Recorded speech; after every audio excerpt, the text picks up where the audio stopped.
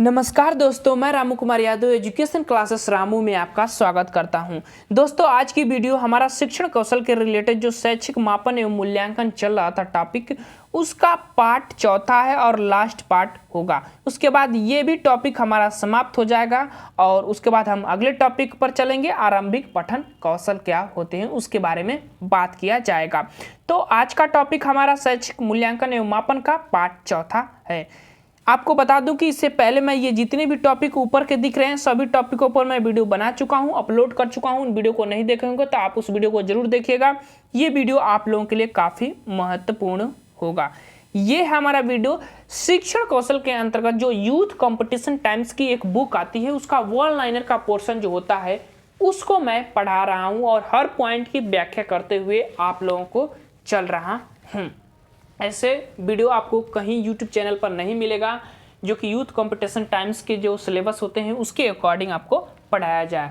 तो आप इस वीडियो को जरूर देखें। अगर आपको इसकी PDF चाहिए तो आपको हमारे टेलीग्राम चैनल पर जाना पड़ेगा। लिंक इस वीडियो के डिस्क्रिप्शन में पड़ी हुई है।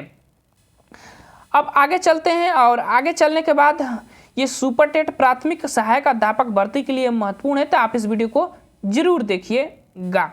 तो चलिए दोस्त, सीधे चलते हैं अगले पॉइंट पर। और विद्यार्थी समूह के दैनिक व्यवहार को निश्चित अवधि में देखना तथा वस्तुनिष्ठ मूल्यांकन करना कहलाता है, तो वो अवलोकन कहलाता है।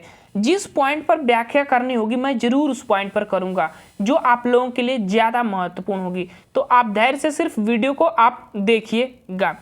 अगले पॉइंट पर चलते हैं। विभिन्न परिस्थितियों में घटित शिक्षार्थियों का वास्तविक व्यवहार घटनावृत्त होता है। जो विभिन्न परिस्थितियों में जो घटित होती है घटनाएं, उसका वास्तविक व्यवहार जो होता है ना, वो घटनावृत्त होता है, एक माध्यम होता है जिसको आप कह सकते हैं। अगला पॉइंट, निदान एवं उपचार द्वारा समस्याओं का कारण एवं निराकरण किया जाता है, तो व्यक्तिगत अध्ययन में किया जाता है। जब आप किसी व्यक्ति का, बच्चे का अध्ययन करते हैं तो उसमें उसकी जो समस्याएं होती हैं उसको कारण जानकर निदान किया जाता है। अगला पॉइंट, भारत के भाग्य का निर्माण इसके कक्षों में हो रहा है, यह कथन किसका है? तो शिक्षा आयोग 1964-66 जो कोठारी आयोग है उसका कथन है कि भारत में भाग्य का निर्माण इसके कक्षों में हो रहा है। बच्चों के भाग्य का निर्माण उसके कक्षों में हो रहा है, उस देश का निर्माण हो रहा है। ये कोठारी आयोग 1964-66 ने कहा था। अध्यक्ष प्रोफेसर दौलत सिंह कोठारी थे। अगला पॉइंट, वह संसार दोषपूर्ण है जिसके स्कूल दोषपूर्ण है, यह कथन किसका है? तो H.G. वेल्स का कथन है। अगला पॉइंट, सार्थक भविष्यवाणी संभव है, तो वो मूल्यांकन के माध्यम से ही सार्थक भविष्यवाणी किया जा सकता है कि बच्चे आगे बनकर क्या बनेगा, चोर बनेगा, डॉक्टर बनेगा, वैज्ञानिक बनेगा, क्रिकेटर बनेगा, क्या बनेगा, वो आप मूल्यांकन के माध्यम से ही कह सकते हैं, भविष्यवाणी कर सकते हैं उसके बारे में। मूल्यांकन होता है तो मापन के बाद ही मूल्यांकन किया जाता है। तो आप एक चीज कह सकते हैं कि मापन जो है मूल्यांकन का अभिन्न अंग होता है। इंपॉर्टेंट पॉइंट है, ध्यान रखिएगा। आगे पॉइंट पर चलते हैं। अधिगम प्रक्रिया में मापन एवं मूल्यांकन का योगदान है, तो प्रतिपुष्टि एवं पुनर्बनन के लिए ये काफी महत्वपूर्ण होते हैं, मापन एवं मूल्यांकन अधिगम प्रक्रिया में। अगला पॉइंट पर चलते हैं। बालक के कक्षागत तथा कक्षा के बाहर के समस्त व्यवहार तथा उनमें होने वाले परिवर्तनों को मापा जाता है, तो वो मूल्यांकन के माध्यम से ही मापा जाता है। कक्षा के अंदर, कक्षा के बाहर की जो गतिविधियां होती हैं उसका मापन मूल्यांकन के माध्यम से ही होता है, तभी तो आप भविष्यवाणी कर सकते हैं उसके बारे में। अगला पॉइंट, मूल्यांकन प्रक्रिया में महत्वपूर्ण भूमिका होती है, तो शिक्षक की सबसे महत्वपूर्ण भूमिका होती है मूल्यांकन प्रक्रिया में, क्योंकि वही तो मूल्यांकन करता है बच्चे का। अगला पॉइंट, शैक्षिक प्रक्रियाएं प्राणहीन है। मापन एवं मूल्यांकन के अभाव में जो शैक्षिक प्रक्रियाएं होती है वह अभावपूर्ण होती है या प्राणहीन होती हैं। आप अगर मापन और मूल्यांकन शैक्षिक प्रक्रिया में नहीं करेंगे तो फिर आपके सिखाने का ज्ञान प्रदान करने का शिक्षण का कोई मतलब ही नहीं रह जाता है। अगला पॉइंट, मापन नियमानुसार वस्तुओं या घटनाओं को संख्या प्रदान करता है। यह कथन किसका है? तो इस कथन की अगर हम बात करें तो यह कथन जो है कर्लिंगर महोदय जी का है। अगले पॉइंट पर चलते हैं। मापन का अर्थ होता है वस्तुओं को अंक प्रदान करना ही मापन कहलाता है। यानी बच्चे ने 100 में से कितने अंक प्रदान किए वो उसका मापन हो जाता है। अगला पॉइंट, वस्तुओं को किसी नियम के अनुसार अंक प्रदान करने की प्रक्रिया को क्या कहा जाता है? मापन कहा जाता है। मापन मात्रात्मक होता है। मापन का संकुचित अर्थ होता है, सीमित अर्थ होता है, क्षेत्र होता है, याद रखिएगा। और यह एक साधन होता है मापन। मापन का संबंध होता है तो वस्तुओं के गुणों एवं विशेषताओं से इसका संबंध होता है। और अगला पॉइंट काफी महत्वपूर्ण पॉइंट है मापन से। तो मापन के प्रकार, हालांकि ये प्रकार 4 नहीं होते, ये गलत चीज दिया गया है। मापन के 2 ही प्रकार होते हैं, एक मात्रात्मक और एक गुणात्मक। मापन के 2 प्रकार होते हैं। लेकिन मापन के स्तर की अगर आप बात करें तो मापन के ये 4 स्तर दिए होते हैं। ये 4 स्तर होते हैं मापन के। किस वैज्ञानिक ने दिया? तो स्टीवेंस नामक वैज्ञानिक ने ये मापन के 4 स्तर दिए थे। बस इतना चीजें ध्यान रखिएगा। किस वैज्ञानिक ने दिया था? तो लुइस स्टीवेंस नामक वैज्ञानिक ने ये दिया था मापन के स्तर। तो मापन के स्तर 4 होते हैं, प्रकार जो 2 होते हैं, ध्यान रखिएगा, प्रकार 2 होते हैं, स्तर 4 होते हैं। एक एक की बात कर लेते हैं। यहाँ से प्रश्न हमेशा बना है, सुपर टेट में भी यहाँ से प्रश्न बना है। पहली पॉइंट ध्यान रखिएगा, यहाँ से नामिक मापन निम्न स्तर का मापन होता है और अनुपातिक मापक उच्च स्तर का मापन होता है। 2 चीजें समझिएगा।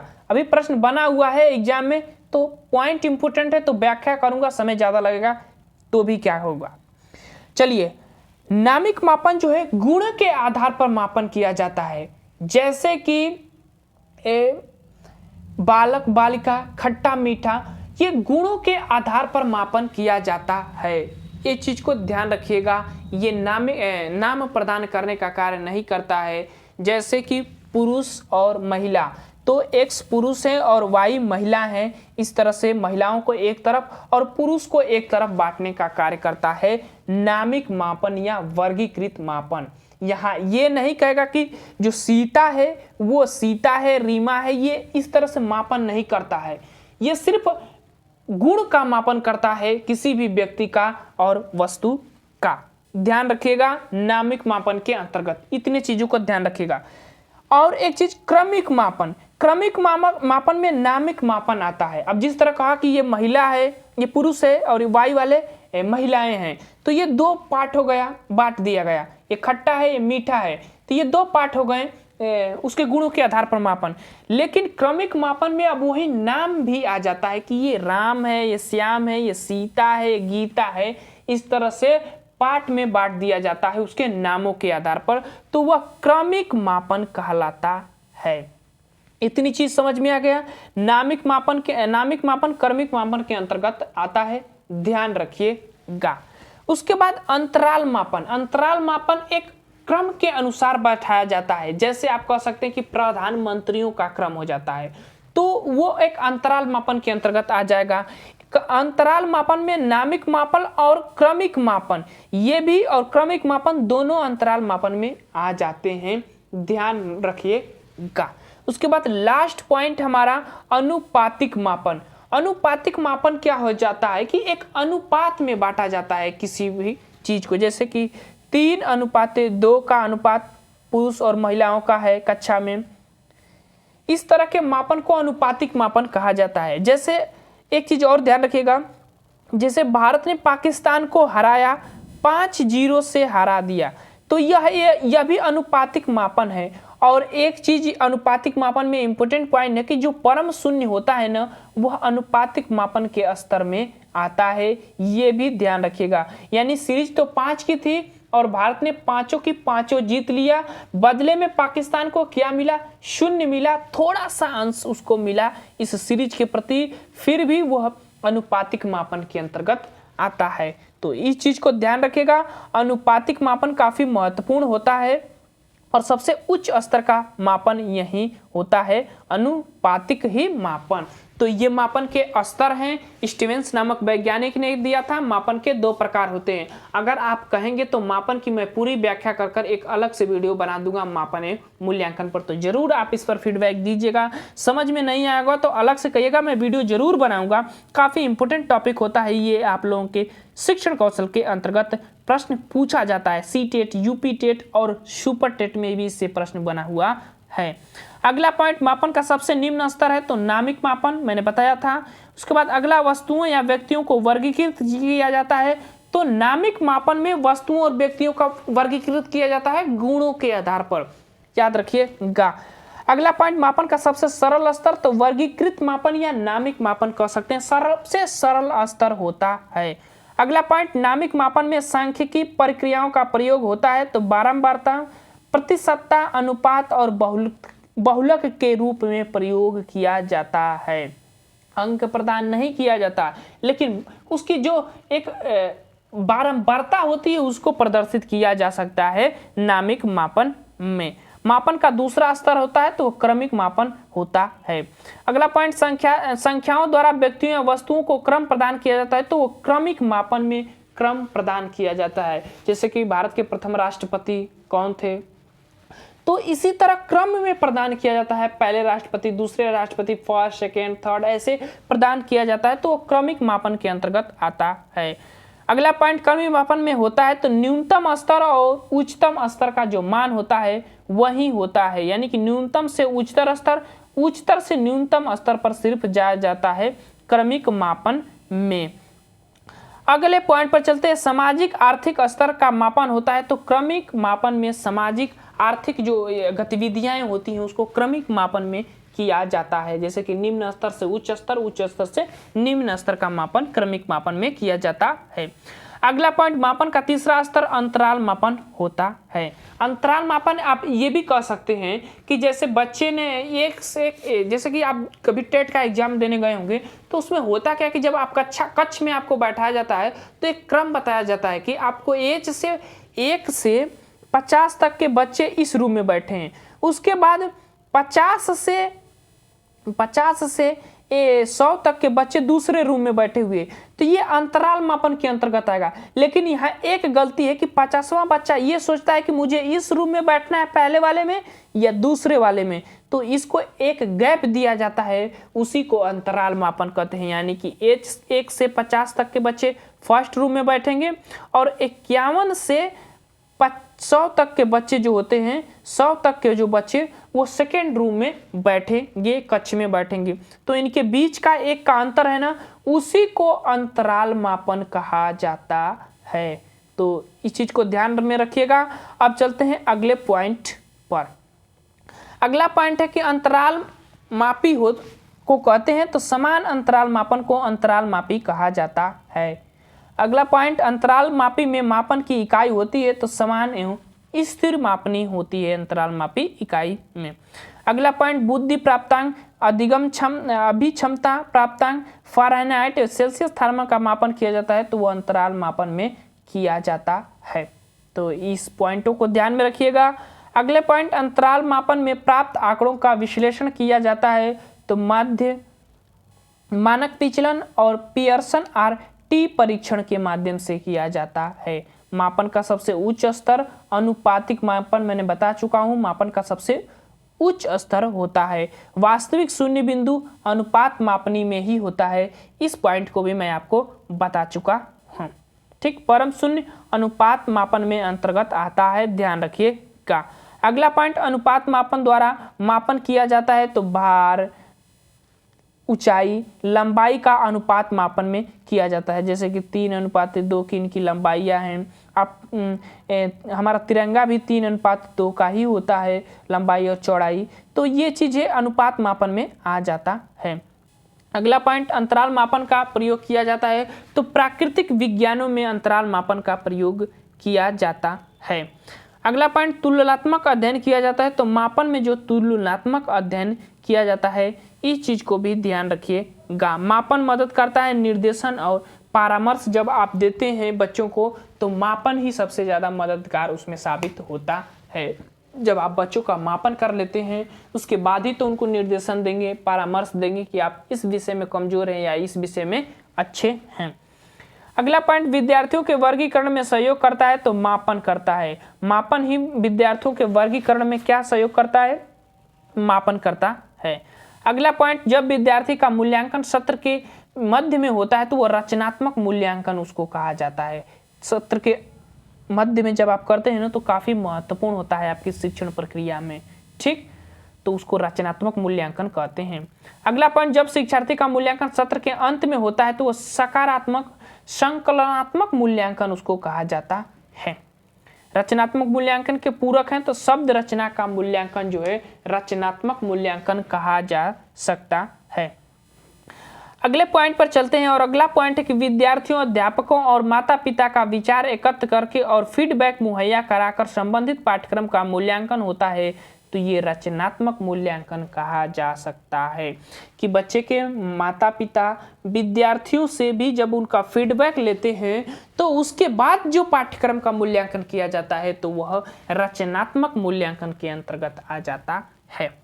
अगला पॉइंट, किसी पुस्तक में ड्राफ्ट पर प्रतिपुष्टि है तो निर्माणात्मक मूल्यांकन ही ड्राफ्ट की प्रतिपुष्टि कहलाती है किसी पुस्तक की।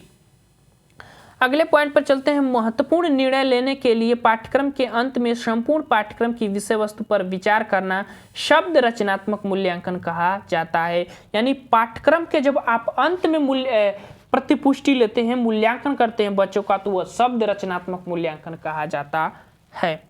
अगला पॉइंट, कक्षा के अधिगम, अनुभव और प्रभाव एवं उत्पादकता जांचने की विधि है तो शैक्षिक मापन के अंतर्गत उसके अनुभव, प्रभाव और उत्पादकता का जांच किया जाता है कक्ष के अधिगम में।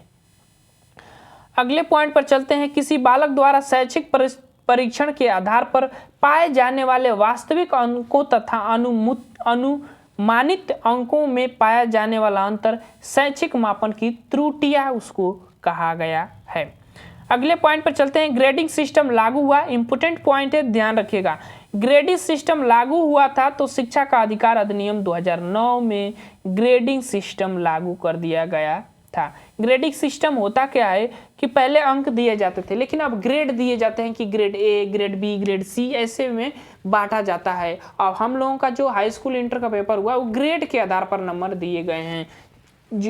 जिसके 80% से ऊपर रहेंगे उसको ग्रेड ए में रखा जाता है, इसी तरह बांटे जाते हैं। अगला पॉइंट, राष्ट्रीय पाठ्यचर्या की कार्यक्रम लागू किया था 2005 ने। राष्ट्रीय पाठ्यक्रम का लागू हुआ था 2005 में एनसीएफ, ठीक, नेशनल करिकुलम फ्रेमवर्क जिसको कहा जाता है राष्ट्रीय पाठ्यचर्या कार्यक्रम। अगला पॉइंट, अंकों के स्थान पर ग्रेड बिंदुओं का प्रयोग होता है तो सतत एवं व्यापक मूल्यांकन में प्रयोग इसका होता है, ग्रेड बिंदुओं का प्रयोग होता है। अगले पॉइंट पर चलते हैं, ज्ञान, अवबोधन, अनुप्रयोग, विश्लेषण, संश्लेषण तथा मूल्यांकन उद्देश्य हैं। मूल्यांकन के ज्ञानात्मक पक्ष के ये उद्देश्य होते हैं और इनका क्रम भी पूछता है तो ध्यान रखिएगा, इनका क्रम काफी इंपॉर्टेंट है। कई बार पूछा गया है कि इनको क्रम में व्यवस्थित करिए तो पहले ज्ञान, अवबोध, अनुप्रयोग, विश्लेषण, संश्लेषण तथा मूल्यांकन लास्ट में आता है। ज्ञानात्मक पक्ष के ये सब उद्देश्य होते हैं। अगला पॉइंट, किसी निरपेक्ष बिंदु न होकर कल्पित मान के सापेक्ष होता है तो मापन होता है।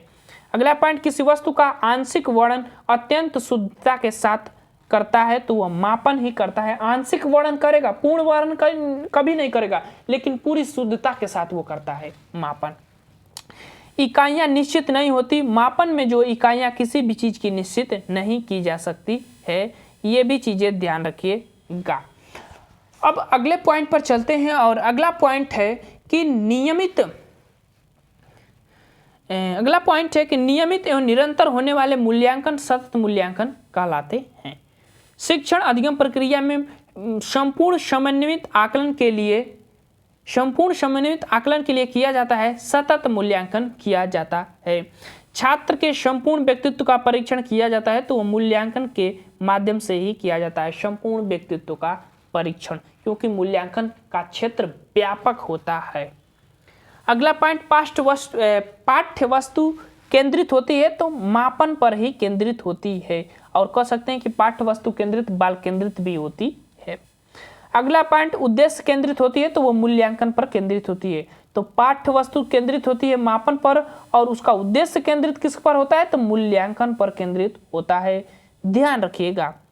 अगले पॉइंट पर चलते हैं। घटनाओं के लिए प्रतीक का निर्धारण करना जो विभिन्न घटनाओं की उपयोगिता अथवा महत्व को लाक्षणिक रूप देता है वो कहलाता है मूल्यांकन। किसी भी व्यक्ति के लक्षण पर आप जब प्रतीक प्रदान करते हैं तो वही क्या कहलाता है, मूल्यांकन कहलाता है या मूल्यांकन देने का कार्य करता है। अगला पॉइंट, थर्मामीटर सप्ताह, महीना, दिन, घंटा, मिनट मापन होता है तो अंतराल मापनी के अंतर्गत आएगा। ध्यान रखिएगा, अंतराल मापनी तीसरा स्तर होता है। थर्मामीटर सप्ताह, महीना, दिन, घंटा, मिनट मापन ये आता है तो अंतराल मापनी के अंतर्गत आता है। इंपोर्टेंट पॉइंट है, पूछ सकता है कि थर्मामीटर किसके अंतर्गत आता है, किस मापनी के स्तर के अंतर्गत आता है, तो अंतराल मापनी के स्तर के अंतर्गत आने वाला ये होता है। अगला पॉइंट, केवल सूचना मिलती है निर्णय नहीं मिलते हैं, ये मापन में होता है। केवल सूचनाएं मिलती है, अंक मिलते हैं, निर्णय नहीं मिलता है कि आपको कितना सीखे, कैसे सीखे, क्या सीखे, ये नहीं मिलता है, वो तो मूल्यांकन में मिलता है ना। अगला पॉइंट, अध्यापक मूल्यांकन की विधि है स्व मूल्यांकन, स्व अध्यापकों द्वारा मूल्यांकन, समुदाय का द्वारा मूल्यांकन और छात्रों द्वारा अध्यापक का मूल्यांकन।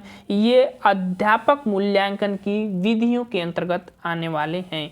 अध्यापक खुद का मूल्यांकन करता है, अध्यापक का भी मूल्यांकन करते हैं, अध्यापक समुदाय का मूल्यांकन करते हैं या समुदाय अध्यापक का मूल्यांकन करता है और छात्र अध्यापक का मूल्यांकन करते हैं या छात्र अध्यापक का मूल्यांकन करते हैं। ये अध्यापक मूल्यांकन की विधियों के अंतर्गत आता है। प्रधानाध्यापक द्वारा मूल्यांकन क्रम निर्धारण से मूल्यांकन होता है अध्यापक का। प्रधानाध्यापक के द्वारा जो किया जाता है वो अध्यापक का मूल्यांकन निर्धारण किया जाता है, क्रम निर्धारण किया जाता है। अगले पॉइंट पर, शिक्षा की गुणवत्ता का मूल्यांकन होता है तो छात्रों द्वारा प्राप्त परिणामों के आधार पर ही शिक्षा की गुणवत्ता का मूल्यांकन किया जाता है। और लास्ट पॉइंट है, शिक्षा की गुणवत्ता से निर्धारित होता है शिक्षा के विभिन्न लक्ष्यों का निर्धारित किया जाता है। तो ये थे हमारे शैक्षिक मापन और मूल्यांकन के लास्ट पॉइंट और समाप्त हो गया हमारा ये भी टॉपिक। तो चलिए दोस्त, वीडियो को समाप्त करते हैं। Thank you for watching this video.